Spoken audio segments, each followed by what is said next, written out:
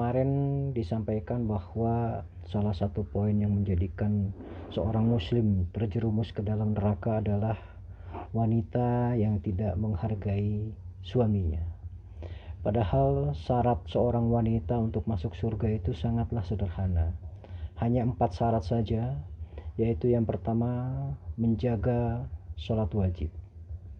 Bagi seorang wanita sebenarnya tidak dibebankan untuk menjalankan sholat sunnah, tapi dibebankan adalah untuk menjaga sholat wajib 5 waktu. Hal ini dikarenakan kesibukan wanita ketika sudah berumah tangga nanti sangat luar biasa dalam mengurus rumah tangga, mengurus anak dan mengurus suami. Mengapa menjaga sholat 5 waktu ini dijadikan poin yang pertama bagi seorang wanita? Karena wanita biasanya lalai dalam menjalankan sholat 5 waktu. Bagaimana bentuk kelalaian seorang wanita dalam menjalankan sholat 5 waktu? Salah satu contoh misalkan ketika seorang wanita mendapatkan haid. Kemudian haid tersebut ternyata sudah bersih pada pukul 10 malam. Biasanya seorang wanita pasti akan menunda untuk mandi junubnya. Baru dijalankan mandi junubnya nanti setelah masuk fajar. Kemudian dia mandi junub baru menjalankan sholat subuh. Di situ bentuk kelalaiannya, padahal seharusnya ketika dia bersih maka saat itu juga dia harus mandi, dan saat itu juga dia harus melaksanakan sholat yang sudah masuk di saat tersebut. Misalkan seperti tadi jam 10 malam, maka dia wajib mandi jam 10 malam. Setelah itu dia wajib sholat isya. Nah, ini banyak sekali yang dilakukan oleh para kaum wanita. Mereka lalai dengan sengaja bahkan meninggalkan sholatnya. Dan di sini sudah jelas bentuk daripada salah satu dosa besar yang menyebabkan seorang wanita masuk neraka. Itu baru salah satu sebab saja. Ada sebab yang lain, yaitu ketika wanita sudah ber-make up. Biasanya dengan dandanan yang luar biasa ya. Coba kita perhatikan kalau wanita mau datang ke hajatan, apalagi para sosialita, dandanannya sangat luar biasa, bisa menghabiskan waktu 2-3 jam. Jilbabnya pun mungkin ukurannya sudah bukan sentimeter lagi, ukurannya bisa 2 meter, bahkan 3 meter. Belum pakaiannya, belum make upnya. Maka begitu masuk waktu sholat, pasti dia akan meninggalkan sholat tersebut. Karena mereka akan lebih mementingkan dandanannya, lebih mementingkan make upnya daripada sholatnya. Banyak hal-hal yang menyebabkan sebetulnya wanita ini lalai dalam menjalankan sholat. Mengapa demikian? Karena seperti yang disampaikan oleh Rasulullah dalam sebuah hadis yang diriwayatkan oleh Imam Bukhari dan Imam Muslim, di sananya dinyatakan bahwa wanita itu adalah makhluk yang akalnya lemah dan agamanya lemah, begitu ya. Maka wanita itu apabila tidak dipimpin dan tidak dibimbing, maka dia akan semakin terjerumus ke dalam kesesatan. Bayangkan kalau sekarang ini musim transgender, bahwa wanita merasa dia bisa hidup sendiri tanpa bimbingan suami, tanpa bimbingan pria.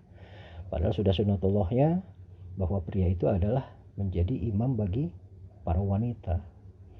Bayangkan apabila tanpa dibimbing oleh apabila wanita tidak dibimbing oleh pria, maka kemelencengan hidupnya akan semakin tersesat, semakin jauh. Disinilah letak fungsi daripada pemimpin bagi seorang wanita, ya. Yang kedua, syarat berikutnya adalah berpuasa wajib selama sebulan di bulan Ramadan. Jadi tidak ada beban bagi seorang wanita untuk menjalankan puasa sunnah. Karena syarat masuk surga bagi seorang wanita itu yang tadi. Yang pertama adalah menjaga sholat 5 waktu.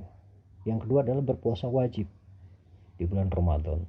Yang ketiga adalah menjaga kehormatannya dari perbuatan zina, ya. Karena seperti yang kemarin disampaikan di halaqah sebelumnya, bahwa penyebab terbanyak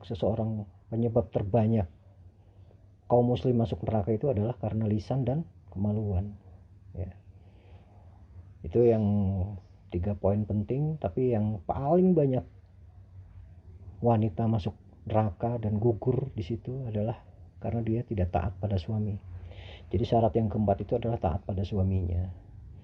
Di sini yang menarik ya, karena memang bagi seorang wanita atau bagi seorang istri sangat berat untuk taat kepada suami. Bahkan ada kalimat seperti ini, ya gimana kita mau taat dong suaminya kayak seperti itu kok. Atau ada juga kalimat, gimana suaminya. Atau juga ada kalimat, ya kita taat tapi suaminya seperti apa. Itu sudah jelas-jelas penyimpangan yang luar biasa ya, udah jelas-jelas salah sama sekali. Yang namanya taat, kita beribadah, taat kepada suami, apapun yang terjadi dari perilaku suami, kita harus taat. Nah, perilaku suami itu kita anggap sebagai ujian. Sama halnya ketika kita beribadah kepada Allah. Selama kita beribadah kepada Allah, banyak onak, duri, dan ujian yang kita lalui. Begitu juga ketika kita harus taat kepada suami, banyak onak dan duri yang harus kita lalui. Begitu. Nah, kebanyakan karena iblis juga ikut serta di dalamnya, maka seorang istri melawan kepada suami.